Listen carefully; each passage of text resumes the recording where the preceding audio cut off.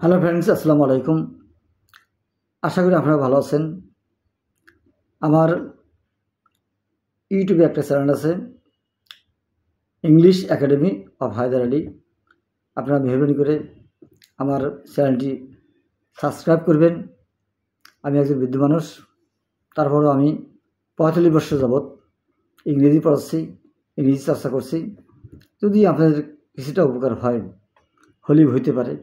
তো যাই হোক, আপনারা আমার চ্যানেলটি সাবস্ক্রাইব করবেন ইনশাল্লাহ।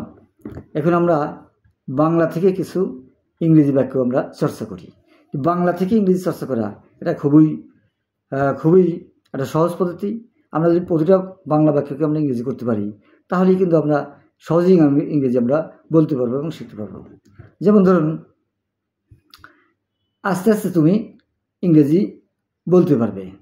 আস্তে আস্তে তুমি ইংরেজি বলতে পারবে মানে কি? ধীরে ধীরে বা আস্তে আস্তে। Gradually you will be able to speak English. Gradually you will be able to speak English. আবার আস্তে আস্তে তুমি তোমার ইংরেজি দক্ষতা বাড়াতে পারবে। Gradually you will be able to develop your speaking skill. আমরা যদি বলতে পারি আস্তে আস্তে সব কিছু ঠিক হয়ে যাবে। গ্র্যাজুয়ালি বা ধীরে ধীরে, gradually everything will be fine. Gradually everything will be fine. আমরা বলতে পারি যে ডে বাই ডে দিনে দিনে আমরা আমাদের সমস্যা সমাধান করতে পারবো। Day by day will be able to solve our problem. অথবা আমরা আরও বলতে পারি যে ধীরে ধীরে, ধাপে ধাপে, step by step we can overcome our problems. আমরা ধাপে ধাপে বা ধীরে ধীরে আমরা আমাদের সমস্যা কাটিয়ে উঠতে পারি। আস্তে আস্তে বা একটু একটু করে আমরা আমাদের পরিবেশটা ভালো করতে পারি। Little by little we can improve our environment. যাই হোক, বাংলা থেকে ইংরেজি মানে বিভিন্ন প্রকার বাংলা বাক্যকে আমরা ইংরেজি সহজে করতে পারি। আবার ধরেন, সে ভাত খেয়ে স্কুলে গেল। তো সে ভাত খেয়ে স্কুলে গেল, এই বাক্যটা দুই ধরনের করতে পারবেন। Eating rice he went school. কাজটি করে সে বাড়ি গেল। Doing the work he went home. আমাকে দেখিয়া সে চলে গেল বা লুকাইল। Seeing me he hid himself. আবার যদি বলি, গরিব হয়ে সে উচ্চশিক্ষা গ্রহণ করতে পারল না। Being poor, being poor he could not receive her education. আবার ক্লান্ত হয়ে সে বাড়ি চলে গেল। Being tired he went home.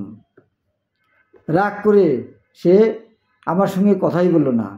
Being angry, he did not talk to me.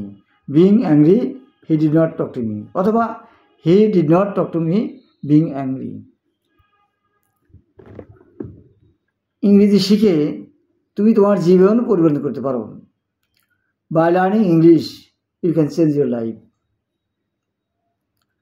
চর্চা করে তুমি তোমার ইংরেজি দক্ষতা বৃদ্ধি করতে পারো। বাই প্র্যাকটিসিং এভরিডে, প্রতিদিন চর্চা করে, by practising everyday you can develop your speaking skill. ইংরেজি বলতে হলে আমাদেরকে সাহসী হতে হবে। If you want to speak English we have to be daring অথবা কারেজাস অথবা ব্রেভ। যারা মিথ্যা কথা বলে তারা শান্তি পায় না। তা যারা মিথ্যা কথা বলে কী হবে? Those who tell a lie don't get peace অথবা ডোন্ট গেট মেন্টাল পিস। আমাদের এখন আমাদের মন মানসিকতার পরিবর্তন করতে হবে। Now we have to change our mindset. আমাদেরকে এখন আমাদের মানসিকতার পরিবর্তন করতে হবে। Now we have to change our mentality or mindset. আমাদের নতুন পরিবেশের সঙ্গে খাপ খাইয়ে নিতে হবে। We have to adapt ourselves to the new environment. We have to adapt ourselves. নতুন পরিবেশের সঙ্গে আমাদেরকে খাপ খাইয়ে নিতে হবে। We have to adapt ourselves to new situation.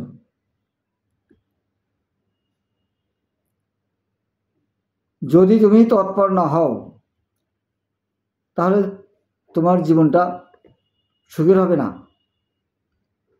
If you are not up and doing অর্থ হলো তৎপর। If you are not up and doing, your life would not be so pleasant. তোমার জীবন অত সুখের হবে না। If you are not up and doing, যদি তুমি তৎপর না হও, your life will not be so pleasant. তোমার জীবন অত সুখের হবে না। আশা করি বুঝতে পেরেছেন। আমার ভিডিওটি একটু সাবস্ক্রাইব করবেন, লাইক কমেন্ট শেয়ার করবেন। দেখতেইছেন তো আমি তো একজন বৃদ্ধ মানুষ, তো যদি ইচ্ছা করেন, if you will, you must be able to improve your English, you must be able to speak English. Thank you.